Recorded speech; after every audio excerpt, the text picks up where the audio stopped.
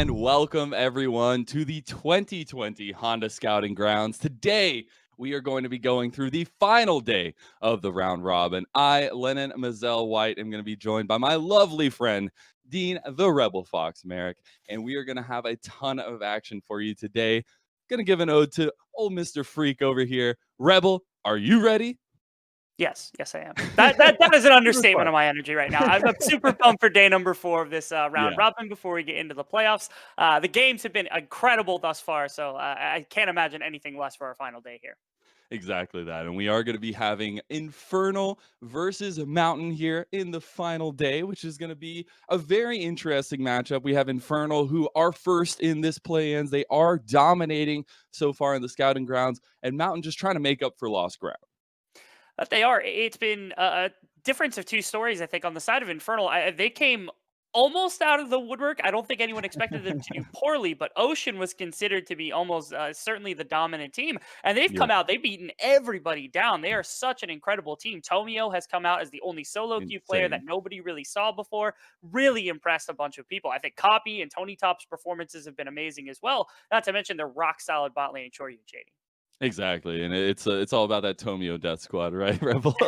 But I got to talk to him yesterday a little bit. It was really interesting to get his perspective on being a solo queue player coming in and joining teams, seeing that interaction with this kind of infrastructure around him. And he said that he's been absolutely loving it. And I think that's absolutely huge for these players coming into the scouting grounds, trying to get all this experience under their belt and push forward to being a part of an actual organization for an actual team. And I think this is a jumping off point for them. I mean, they have completely battened down all the hatches here in scouting grounds. Yes, they've lost a couple games, but the series are still fine and dandy. And if they can close it out here cleanly, it'll be a very, very good mark on their report card.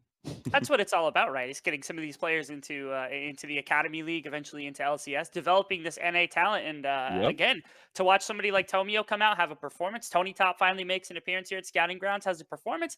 Maybe some of the players of the future are really staring us in the face. This is, of course, Yeah. Infernal, the team that's qualified for that playoff for the top bracket, where they're playing for the number 1 and 2 spots. So good on them. Their performance has been spectacular.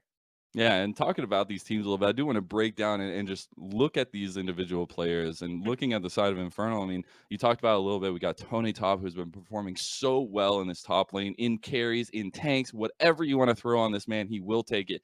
Tomio carrying games single-handedly sometimes, but not without the help of his team. Copy has been performing wonderfully out of the mid lane. Shoryu Shady with his roams. I mean, he is impeccable. His pike play was nuts. And we get to see this again today, potentially. I just think they are so stacked, but you got Mountain on the other side, Rebel. Yeah, I'm excited for Mountain because they've shown quite a bit of tenacity against all of the teams where they took the win against Cloud and they've actually taken game wins against both Ocean and Yeah. Infernal, showing that they're both fallible, which is incredible in my mind. And it's crazier because we haven't even seen like one player dominate or anything of the sort. I think Spawn has had the best performance. I We've think had so. games where Gibble has popped off, where Zune has popped off, or we've had APA pop off. Plux has done well in a couple of games. It's so spread out though. They just need to get everything firing on the same cylinder, and this team could legitimately become a threat.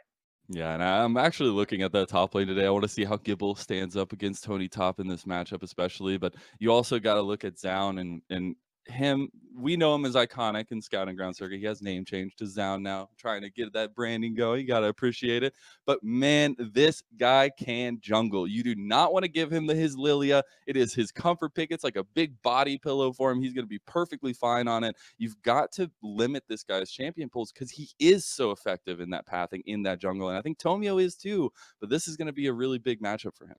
I'm more excited for the potential of objective control here because I Yeah. think Zune is one of the best that he's had, or at least one of the things he's shown more than anybody else is his propensity to take those objectives away and smite steal. I think he's had 2 or 3 at this event alone already to keep Mountain involved in a bunch of those games. So the impressive clutch smites have really what sets him apart than anybody else to me. Yes, he has the Yeah. fantastic Lilia, the Graves that he was known for in scouting grounds. His pathing is pretty good, but it's been those smite steals that have really stuck out in my eye that separated him from the pack. And what's funny is in in this scouting grounds, I feel like there's been a big objective focus, of course.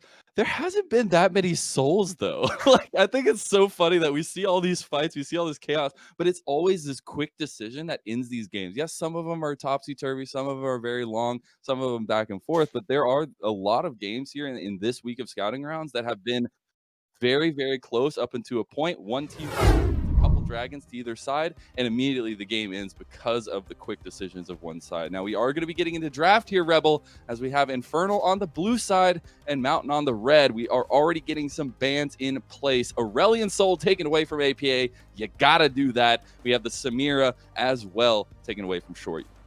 Yeah, so Samira as a red side ban has been a little contested, but for the most part, it's relatively standard. But against Shoryu, Yeah. it's just gotta be. Like, there is no other alternative to that. The way he You performed just on have it to. on day 1 and 2 was incredible. So Shoryu's performance on the champion combined with the strength of the champion itself has been very good. I also like the taking away of Nidalee. I don't think Tomio has played it much here, and we do know that Zoun is rather good at it. This does open up Graves and Lilia potentially for the grab, whatever it is that Tomio would like to take it be. One that tends to be what it is that these teams are going for.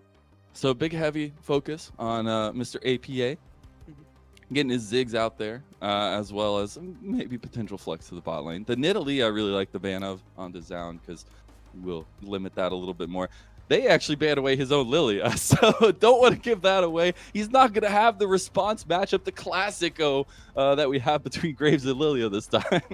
No, but we are likely to get Kindred Graves out of Yeah, this team. exactly. Spawn has gone back to, or my apologies, Kindred Jin, my apologies, is what I was attempting to say at R1 and R2, where Spawn has gone back to Jin again and again, and then Kindred is, of course, the standard counter matchup. This is the other variant we've seen where they go into Leona Jin, which is another really interesting thing to do. They might swap it even to Kindred and Leona, which is, again, these are all 3 picks I think Mountain specifically have gone to in response to Graves' first overall on blue side. We'll see if they want to switch this away. This is a good matchup here for the Kindred. I will say I don't love Leona at 1 in this case, though, just because there are supports that do some pretty good things into Leona. Yeah, and I guess just trying to make sure they can save their later picks or counter picks potentially for Kibble or others across the board. And I am a big fan, as you were saying, of the Kindred Graves matchup. I feel like it's a little volatile, though. I've seen so many times where it goes back and forth, and it's always about the pathing and how these marks kind of come down and the strength that we see in the presence of the Kindred. And it's going to be a tough thing to handle here. And I think Zoun is one of the ones that can pull this off, especially against Tomio. But Tomio is going to have the shotgun ready to fire. To me, I think it does come down to Kindred getting better itemization into the likes of Graves. But as you said, it's not just pathing. To me, it's also the ability of your lanes to support you. And if you look at what it is that Mountain can do, I mean, they've got, APA, who's very good at doing something like that. On the opposite side, though, Copy and Shady are both very well known for their ability to get out of their lane, and especially with the Twisted Fate pick, which I was very expecting because this is Copy's staple pick. I'm not shocked at all to see them want to support this Graves. Yeah, and the Thresh lock in too for Shady, giving him that playmaking potential that we've seen him have so far. He's definitely liking those engaged champions or the hook champions for himself, and they're just setting him right up for this game as well, or for this series. It is a best of 3, so this one game is going to decide a lot of how we see the draft play out. But APA goes ahead and gets that Orianna. And he's been, I remember at the beginning of the summer, I think we talked quite a bit about his Orianna because I don't remember it looking that fantastic at the beginning of the summer. But as he continued to develop on the champion itself, it looked so much better. And at Scouting Grounds, it's arguably been one of his better picks outside of some of the comfort stuff we've seen him on, things like the Ziggs or the Aurelion Soul. And I love it with this composition where you pair it with things like the Kindred ultimate to throw that ultimate in, or even the Leona for some additional engage. You got to love the pick the Orianna for APA there. The wombo combo is starting to stack up real nice for Mountain there. We're getting a very heavy focus on this top side, kind of leading to what we were talking about earlier, where they're waiting to get these counter picks, trying to get picks later in the draft for the top side of the map. And it is the Camille banned away by Mountain. Ornn was the response by Infernal, and another top laner comes off for Mountain. They take down the Renekton.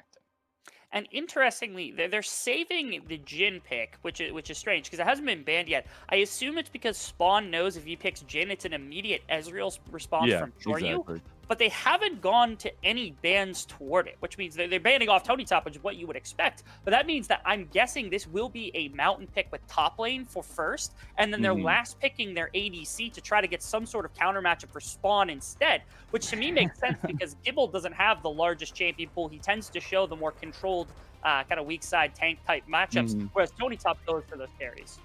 Yeah, and they're definitely, lowering that champ pool for sure, Rebel, as, Ornn and Sion are gonna be gone now. The Sion also a pick that, has been gaining some popularity for sure for the abilities that it does have. The Oh Quinn hover there, man. but it is the Ashe for Spawn. That's a shame. I saw the Quinn for a second and I got my hopes up, but I should never know to have that come through. And that's interesting. The way they drafted, I would have expected them to go for the R5. We know Spawn's Ash is an incredibly good champion. They have the potential response. They're hovering Callista. This was interesting because back a while ago, these were two relatively meta picks, and Yeah. Callista was most of the time countered, but at the very tail end of Ash's meta, Callista was actually getting taken with an engaged support as a response Mhm. to Ash, which is I suppose what Shoryu's going to go for here. It is a very skill-intensive matchup for the Callista, but it is possible in the right circumstance. Yeah, and I'm really interested with this top lane matchup. If we're just gonna get an island, or if it's gonna be a crazy split push bruiser matchup, because I think a lot of the fighting now that we've seen these picks locked in is gonna happen to the bot side. It is actually gonna be Urgot for Tony top, so carry potential to a T. Now that's an interesting pick because not only is it something a little more carry-oriented and necessarily damage-oriented for Tony Top, which is to be expected as it's Tony Top that we're talking about here, but it's also pretty good into most of the melee and tank picks that you could go here for Gibble, which is why I was concerned about the pool potentially for Gibble Exactly, in the yeah. first place. So we'll see what they want to go to here. There's plenty of things left that you could opt. They show. Oh Go ahead. man, we get the Mordekaiser. I like it. I want to go back down. We'll talk about Yeah, this yeah. this little bit of a fighting matchup here in the top side, but this bot lane is going to be so pivotal. I feel like, and they are going to be at each other's throats, especially looking at Shoryu and Shady, who are needing to get ahead early on. Yeah, their ability to A, get Shady out of lane, and B, team fight really effectively, I think is the most important bit. Callista's ultimate in the engage she can bring, combined with Tomio, they could put Ashe and kind of Leona in the dirt. To me, that actually is the screen here for everything on the side of Inferno. They're looking to move Yeah. copy around, they're looking to fight all the time early on and collapse together as little groups, and that's how they take control of the game. Because if they go to late game, it's Kindred and Oriana, Ashe in that later stage, I think it's going to be very difficult for them to find footing. Yeah, exactly. And with that being said, we are going to be sending to a little break here, getting ready for the game. Oh, I get news that we are actually not going to a break. So change it up on you today, at least. But Rebel, when we were talking a little bit more about Gibble versus Tony Top on the top side here, with that carry potential, that side lane potential for the Urgot, especially, I would love to see some more TPs come out in the scouting grounds and see some influence on top. I don't know if necessarily we will see it, but it's something that I feel like we haven't been seeing too much recently with the cross map plays, and a lot more focus on the solo lanes individually. Yeah, to me, it's about collapsing your map in this one. I think you said it It best, is. where some of the cross map play has been a little bit pinched, but specifically in this game, I think it will be important for Infernal to try to make this map a lot more close Yeah. than it should be.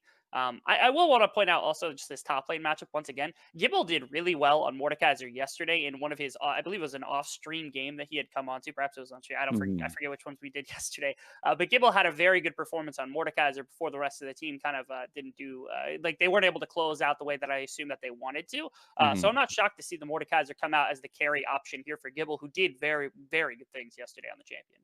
Yeah, and it's gonna be up to him today to withstand the pressure of Tony Top on this Urgot and potentially have his own pressure on the Mordekaiser with a lot of damage coming out from that champion, but a lot of playmaking as well. And especially when we started talking about these compositions together, we talked about a little bit of a wombo combo coming out from Mountain, and the fact that we could see these things come to culmination around these objectives. I mean, it is a little bit scary for Infernal to enter a fight like that when you're looking at a solar flare popped off by the Enchanted Crystal Era. You got the Shockwave on top of it, and just in case for a little bit of safety, you got the Lamb's Respite. I think they're gonna have to find little moments before the objectives to really get an advantage. That or they need to control the map early, which is Yeah, to me what their exactly. composition does just about better than anything. Especially if you're going to opt for the Callista matchup into Ash, if you're going to opt for the Twisted Fate, you better hope that you're fighting around the map as often as possible. These early objectives, especially Mhm. with Graves, when you've got lane support, you should have priority pretty much everywhere. The one case where that might not be the place is likely in that bot side with Ash and with the Leona. And so it's up to Tomio, in my opinion, to try to break them loose of that or to try to keep the lane in an even state Yeah. to make sure that they can come up and contest. Because in a 4v4 earlier on, I don't think Oriana really has the damage to match. I don't think Ash can really kind of buffer up to what it is that Callista Thresh can do, especially if Mhm. Tomio's rolling and has the damage that he needs early. To me, that's what their goal is here. Yeah, and I think one of the unlockers for that will be Shady. I mean, just great performances yesterday and looking to continue that today. And it is going to be a long day here, Rebel. We do have a pause to get through here, starting us off. But before we get into that action, this mid lane matchup between Copy and APA, it's not going to be the most spectacular, not going to be the most crazy. But if Copy can get out of lane, get these destinies rolling, as you said, collapsing the map and trying to help out everybody else, I think they can really get ahead with him and use him because that TF in late game does a good amount of damage. Yeah, I think keeping your eye on mid lane is something really important to do in this game. In most games, it is relatively important in general, but in this game specifically, early on, Copy wants to get out. He wants to shove the Mhm. lane, go roaming about. He wants to help out in the river if he can help out Tomio. That gold card is such an important tool to use in that early game to help with dueling and things of the sort. On the opposite side, though, APA, if he's sitting there on Oriana, he's scaling to late game. He's got a lot of burst damage. Callista tends to fall off. Twisted Fate doesn't have a ridiculous amount of damage for late game, and they're decently low kind of range when it comes to Urgot's range and Callista's Yeah. range and even Twisted Fate and Graves range. So APA on this Oriana could be a huge tool to try to anchor down his team's team fight. If he gets to 2, 3 items relatively unscathed, if they're not down 3 dragons and pressed to fight in an unadvantageous situation, I mean, I think Mountain could actually just take this one based on comp alone. Yeah, they've set themselves up right. Now, we have talked about how Infernal are the top dogs here. Mountain not doing so hot. Have gotten wins in every series at least. They've gotten one, right, Rebel, at least. But here, it's trying to start off on a good foot, trying to take down the top dogs. It is a mountainous task, if you will, Rebel, but they can do it with the comp they've aligned for themselves. And I think there is going to be a lot to do, as we already said, with the jungle and the objectives and things like that, but as well as just how these players have been playing so far through the scouting grounds and what these lessons. I mean, this is the last day of play-ins. These lessons are coming together, and this is where you have to kind of put it to work and show that you have learned a lot through these couple days working with these organizations, working with these teams so closely.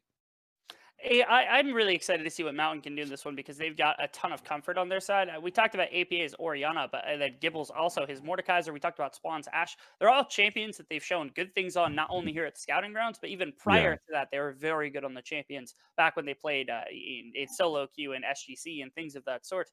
Prior to what we've seen here at the tournament, let alone their performances here on those champions. So I'm really excited. I think Mountain has got themselves a really good composition to try to play off that comfort much better than we've seen them before. Perhaps this is the time where they can take that 2-1 in their favor, especially against an opponent like Infernal, and maybe try to make that Yeah. climb towards that 1-2 spot instead of the 3-4 spot.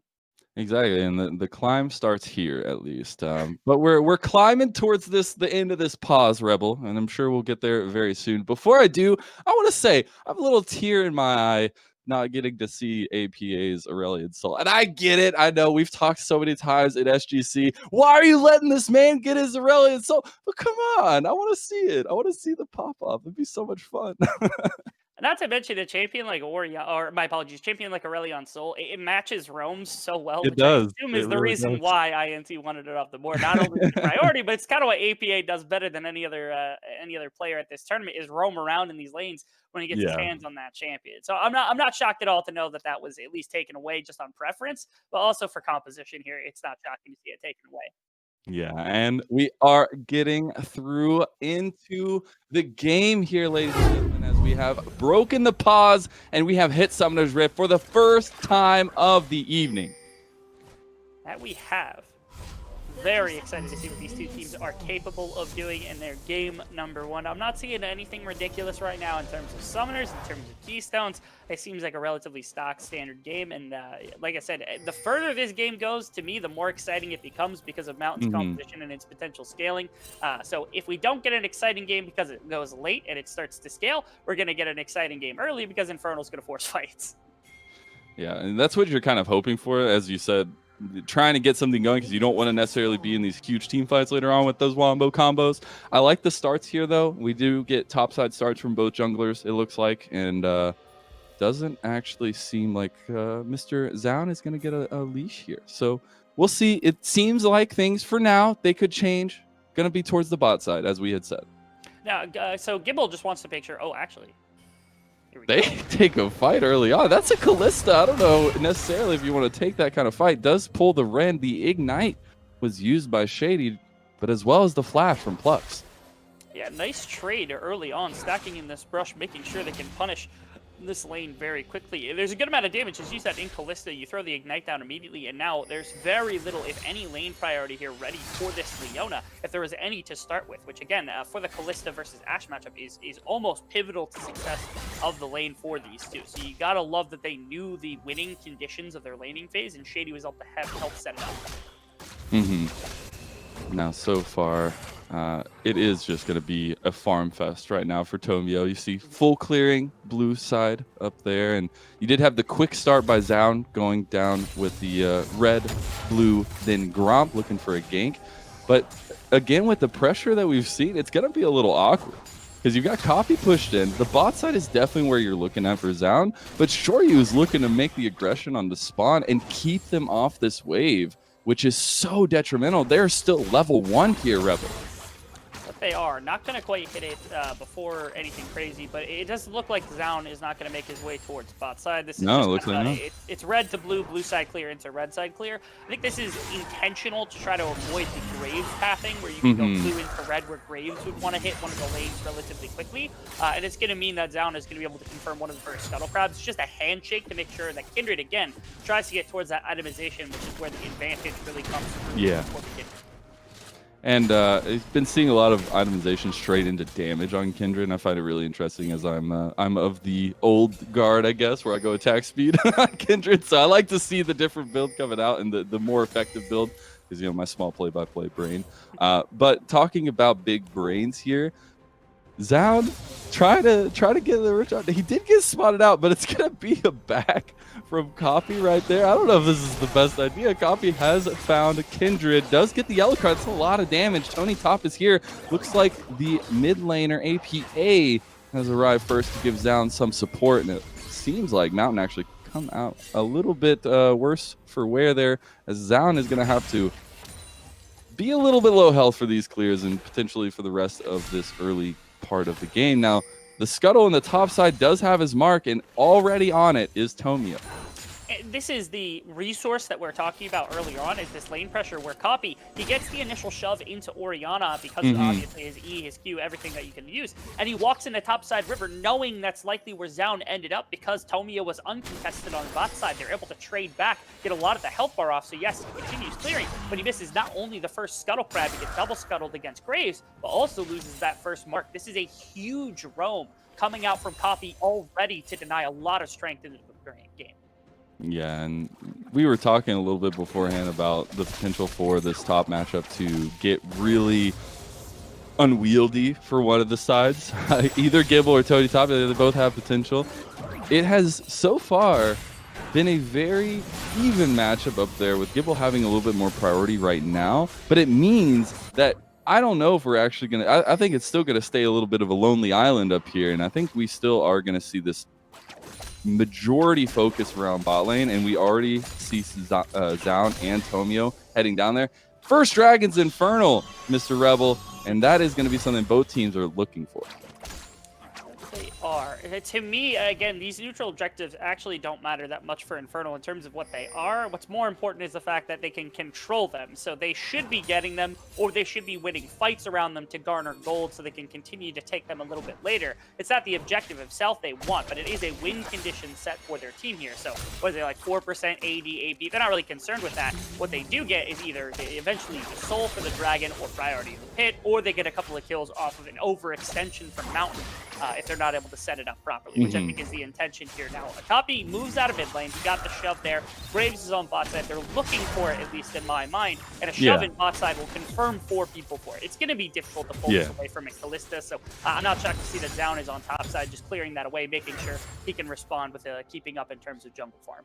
And Copy was already set up down here, but it looks like they didn't want to go for the objective. They're going for the full commit on the bot side. They use the Destiny on Copy. They get the Death Sentence on Plux. They get the kill as well. Shoryu getting first blood on this Callista, exactly where you want to be. It is. You'd like it to be on the Callista. I actually would have preferred it on the Graves of the Twisted Fate personally, but obviously getting it on Trying to win lane, win game. That's true, yeah.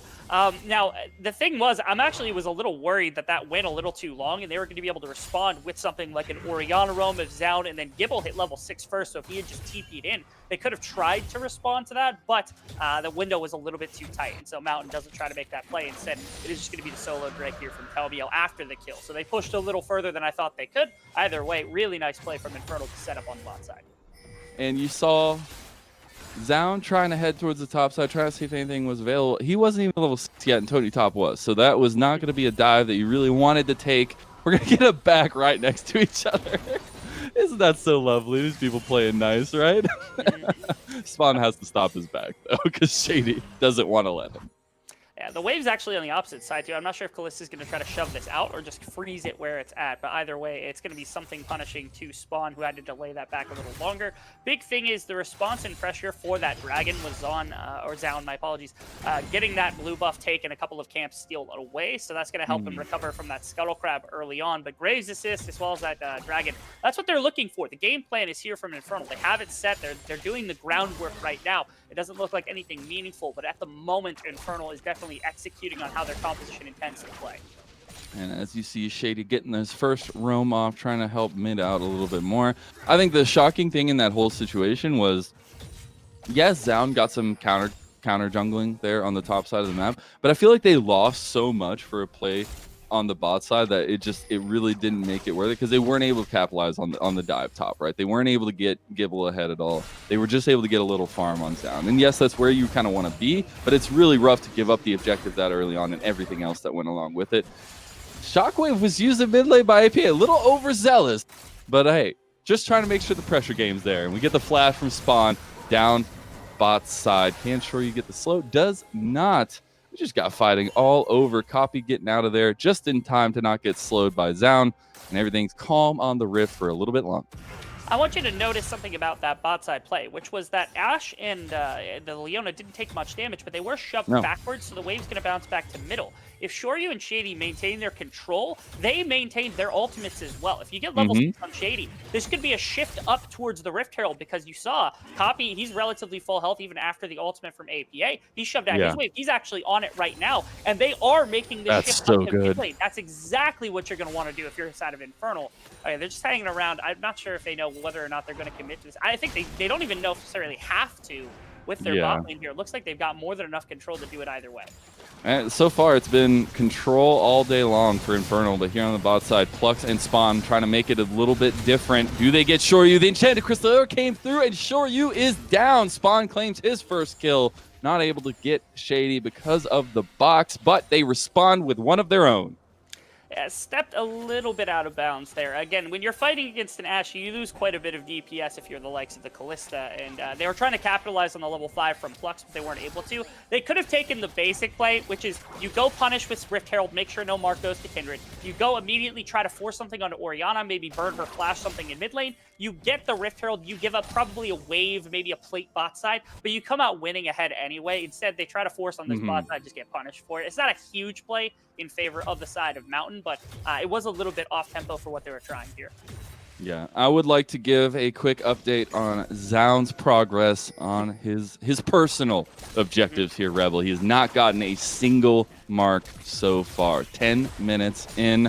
Feels bad, but looks like he's going to be able to secure his first one. Although, guess who's there to respond to it? He's going to go mid instead, and APA is going to get the shotgun shells to the face and go down. As that's another kill over to Infernal. You gotta love that Tomio's ready to punish instead of doing anything else. And even worse is because of this wave position, it's actually Kindred has to respond. Yeah. They don't just pull a bunch of plates and even just drop Rift Herald mid and break mid tower immediately. So he's also gonna lose another mark. Huge. That's a Tomio diff right there. You gotta admit, that's a Tomio diff right there. Absolutely. And this is the pivotal thing we said about this matchup that has to go in Kindred's way, but everything is not, as bot lane is getting dove by 4 members. Huge solar flare by Plux, but it's already spawned down. The tower shot hits Shady for a half chunk of his health. Death sentence is here on the Gibble, but the death round was popped, and Zound is looking to follow it up. Can Gibble get the kill? Shady goes golden. Beautifully timed. Dragged in by Shoryu, and they are smurfing all over the Rift, Rebel. Oh, Oh my goodness, kind of just got clowned right there. Gible teleports bot lane thinking he's going to get at least a little something ult in the support, but absolutely nothing because of the perfect combination of the stopwatch and the ultimate from Shoryu. So they force onto the bot side, which is exactly what they're looking to do most of the time with this strong bot side. They come away with a massive play. Also, I'm going to wait through this a little bit. I think there's a couple of autos. Somewhere in there, I think Copy flashed in front of an Ash arrow that would have killed Tomio as well. Like the situational awareness of everything happening in this fight, it just shows why Infernal's been dominating this event. It does. Mountain trying to claim their own. They're doing a dragon in vision here. Can Tomio steal it? He doesn't get it. The dragon goes over to Mountain, but what else will? Down is completely dragged out of his Lambs or Spite and grinded up by Tony Top. Next is a PA, and that's a double kill for Tony Top. And that's going to be mid-tower as well because they still have the Rift Herald in their back pocket. So they lose the Dragon. Yes, it's a little bit more stalling time you're going to get for Team Mountain, but you're going to accelerate. You're accelerating this map. This is what I'm talking about. If you don't get the Dragon, you take the fight afterwards. And that right there is a Tony Top teleport that I saw at the beginning of SGC when he was dominating a lot of the competition. His TPs were what set him apart from a lot of other top laners early on into the split. And you see why right there. You look at Gibble's TP that got basically nothing, and you look at Tony Top's TP, and that's insane. It's insane. Yeah, it is. And this is something I highlighted. I wanted to see these kinds of plays come out from these guys, and now we're getting even more as Gibble is going to be the brunt of a gank here. 3 members strong show up in your lane. You just got to turn tail and run. Tony Top is now on a killing spree. Carry potential has been achieved. The heat is getting turned up notch by notch here from the side of Infernal, trying to cook out their opponent as they have been for most of the event. It started off a little bit slow where they were just looking for a couple of kills here and there. Oh no! Down is completely caught, and he's still not able to get anything on this Kindred so far, and that just feels bad. He's gonna miss another mark here as well, unless Tomio gets taken out by APA. APA wants it. He was smoke screened. The shockwave comes out. A couple more auto attacks. He doesn't have it. He gets the kill, but he gets death sentence, and the gold card will come in to finish it off. Copy is now on a killing spree. That's 2 members of Infernal killing everybody. I would have been terrified if APA had lost that fight against Tomio, because that might have just been like the detriment. That might have been the nail in the coffin for their morale in this game, not even necessarily just the game itself. Either way, though, again, Infernal not only punishing on their marks, but also they're making fantastic counter rotations to make sure Mountain can't capitalize on anything that they should be able to get off of the map. And now it seems like it's Mountain that's kind of struggling to come up for air anywhere in this game right now. They're going to try to make it to the later parts of the game where they can get everybody into those big team fights that we were highlighting for them, but they are down almost 6,000 gold here, Rebel, at 14 minutes in the game. That is a huge deficit this early on, and it just means that the pressure game from Infernal is going to continue. They are finding things everywhere. You see they're already going for counter jungle here, trying to catch out Zound, trying to make sure they keep him oppressed. And look at that, right on time. Zound goes down. Ouch, man, ouch. He's trying to step into his topside jungle because he's getting shoved out of bot side, and he can't even do that. Like, they're not letting him go anywhere right now. And even worse, like, you think they played the bot side because they were trying to get their Callista Thresh rolling a little bit. They didn't even need the gold on Callista Thresh. Instead, it's all on top and mid in jungle, so you don't even need the Callista Thresh anymore. They're just an engage bot for a 5-on-5. Oh, man. It's deja vu here, Rebel, as they're getting another dive. They don't pull it off this time around. The flash swerve for Copy. He gets it, though. He knows he wants the kills, and he is executing every single which way he needs to. The Ignite's not going to claim it onto Plux, but they do get the ADC, the one that matters, and they get the tower. They do, and even where they're also getting shoved in mid lane, just across the map, constant barrage of these globals and movements and TF all over the place. It's so fast, I don't think that Mountain's capable of slowing down this game by any standard right now. They almost have to just kind of tank through this onslaught of tower taking and deaths until they're finding a position in which they can kind of just sit and bunker in at, which is, it's not going to bode well for this mid game when they're looking at dragons, looking for the second Rift Herald, the Baron and things of that sort, where Infernal is just going to be able to run all of that for basically free. Thing is now is like, they know where you're going to be positioning because they have cleared your jungle. So they know exactly where Zound's going to time. Now Gibble found everybody else here. He just destined it's Shady, trying to get some revenge here from the bot lane, but again, he's just going to be kited out. One more hit, he gets taken away again! And he will survive. Now will the rest of Mountain. They are dropping like flies, Rebel, as this gold lead is too much to handle, and Infernal say, here, hold my gold sack. It's not just a gold sack, though. The thing is that you're not able to walk into this. Why is Gibble here? Why is Zaun here? You can't contest this Rift Herald or this Dragon. You can't really contest it anywhere on the map. Back up, sit there, collect farm, wait for Oriana to get oh no! And now copies! It doesn't stop! It doesn't stop! He tried to use it. Spawn is trying for the outplay. Can he get it? Copy goes golden. Will it turn out? Spawn goes down! Copy is dominating! Oh no! Come on, Mountain! Everywhere on the map, they think they have some little area of control, and Infernal, they just continue to flex on their opposition and say, all of this map is ours. They didn't get the Rift Herald quite yet. I think Tony Top's going to try to solo that one, but either way, you see the dominance that they're exerting across this map. Just about 10,000 gold lead is huge. Yep, another dragon will be secured here for Infernal. It will be that extra 10% ulti cooldown, which they've been using a lot of those so far, and to very good success. So you expect them to continue that. But 18 minutes in, Rebel, 10,000 gold in the lead. And unfortunately for Zaun, one of my players that I've watched so much and that I am in love with his style of play, he's not having a good game on Kindred this time around. Still not a single mark last time I checked, and yep, still not. So that is unfortunate. 18 minutes in, Rebel. We said it as the game came in. What is it that Infernal needs to do to try to control early? Well, first off, like I said, they control early, but even more so specifically, they try to shut down this Kindred pick by invading and by making sure his jungle paths are cut off.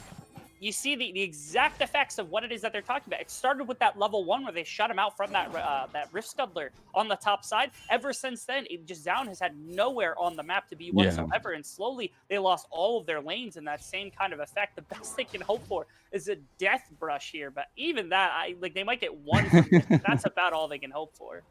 Yeah, they at least are walking with the goon squad this time, not trying to face check bushes anymore in their own jungle, which is because you have to literally be with each other at all times on your side of the map, which is never a fun situation to be in. But they actually get some clearing around the top side jungle. So maybe, just maybe, they'll be able to get some pressure that way. Copy's still up there, though. You're still getting split pushed, and you still have this huge deficit to come back from. No, Gibble, you can't stand against this. I don't think you can do that. You don't want to pull him in either. No! The Death Realm's not going to save you this time, Gibble, as the grinding death machine that is Tony Top comes a-knocking. He gets everything used on him. 2 ultis, not even going to have to go down. He uses his flash to expertly get out of that. Copy pushing the top side. There is nothing that Mountain can do. It feels like everything that they're trying is illegal right now. You even see, like, top side, they're giving up top tower. They had control of this top jungle, where maybe they could defend mid or top tower, but instead, they all commit to the Urgot. He just flashes. Rift Herald gets dropped bot lane. They're just destroying every tower over and over and over again until they've now crippled out all of the outer towers from the entire base of Mountain. Oh, APA looking for the 1v1. It's not going to be a 1v1 for long, though, as you... Down that lantern's going to be really nice. And again, he gets out. They're going to go on to APA. Do they get the kill? It's Shoryu picking it up, and now the rest will fall as well. Look at Shoryu. He is doing so much damage. Lambs or Spite's going to buy some time down, but you will see that gray screen. Oh my goodness, this isn't just like a macro flexing either. Like, Infernal is also just mechanically dominating in every single fight. It is disgusting what just happened. They tried to make a play onto Copy. He gets lanterned out, then everyone gets slowed on their way in, and before anything can happen to Shady to punish him, he gets pulled out by Shoryu, and somehow they turn it into an offensive play. Every time. They're trying to turn it around here, but that's Tomio. He just used the Enchanted Crystal Arrow. One more shotgun shot. Copy's here, and again, they try something, it ends in catastrophe. You don't control the map! Stop fighting, please, Mountain! This is just becoming a slaughter. It's 19 kills against you at 21 minutes into the game. At some point, we're going to get 1 death per minute on the side of Mountain. This is Oh my I will goodness. say I've never seen a Kindred not get a mark in a game. And so far, 21 minutes in, not a single mark. It's looking like that could be. I believe in you, Zound. I believe you. I know you can. No. But Don't you no. Don't you feed this into his head. Have him take his rat again, Gibble. Well, Okay. Gibble fed into it. Gibble, he was trying to get in the position to secure this Rift Herald. Zound at the last second was like, no, don't do it. And it's too late. So they go down. It is Baron now the focus for Infernal, and it is Mountain with nothing they can do about it. Hazel, this is your fault. Gibble stepped into the river because you heard him want to take the Rift Scuttler, and it's your fault that he died, okay? It I is. blame Okay. that I one take on the you. blame. I take the blame. Yeah, that's right. Okay, but it's not your fault that they lose Baron. That's to the fault of the gold lead and everything else. 15,000 at this point in the game. APA is finally going to find some response on the map. Yeah, they get a tower, so this isn't the most. Oh no! Oh, Zach. Get out of there. He was about to finish backing, but unfortunately he does not. And now APA is forced to flash out. He's in some deep trouble, though, because he's got a lot of people surrounding him. Get the truce call out, too. I like it. But we will see APA try and finagle his way out of that position. But it's a 1v2 that Tomio is taking control of. Now, Shoryu going to shore that up. A double kill for Mr. Tomio and his Doom Squad. We got Gibble getting flashed on over here by both members. Another flash. They're just using everything right now, Rebel. I saw a heal in there for Boot, and that is Gibble getting taken down again, who has seen so many death screens. APA finally dies. Hi, we checked back after weeks and weeks of his escapades, and now he dies. Oh no, that's got to be the epitome of the game right there, where APA was running away from Infernal for the entirety of that time. And eventually he just hits his stop key and he's like, all right, I'm done. I'm done. I'm tired. I don't want to run anymore. It's got to be the game. Like, they can't contest anything. They've lost too much gold. They have no control on the map. We're not even 3 dragons in for either team. This is just 2 dragons here, and they're just going to close the game right now, which is to be perfectly expected. Indeed, 16,000 in the lead. They will that home down. Despite one last defense out, but that will not do it. Shady gets dragged in yet again. Gibble trying to pop the Death Realm to do something, but we've seen it happen over and over again. He's going to come out of it and get bursted down. Shady almost falls. Luckily, the Enchanted Crystal Arrows dodged by Copy there. APA just wants to get a kill. He doesn't get it. And the final shots will come into the Nexus Towers here. Can they finish it off cleanly, or do they want some more kills, Rebel? We will just have to see, as shots onto the Nexus will ring true, and a couple more will do it. Can they mount a defense? It doesn't look like it. Game number 1 to Infernal.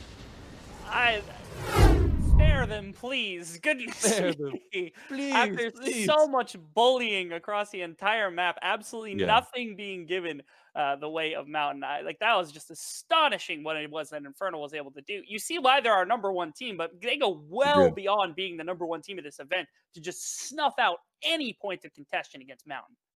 No objectives really being able to be taken. No kindred marks. The biggest point for me, and just not being able to have any presence around the map. It was a rough go of it. And I'm hoping to see a bounce back for Mountain, because we have seen them take a lead. Like I said, take 1 game out of every series, right?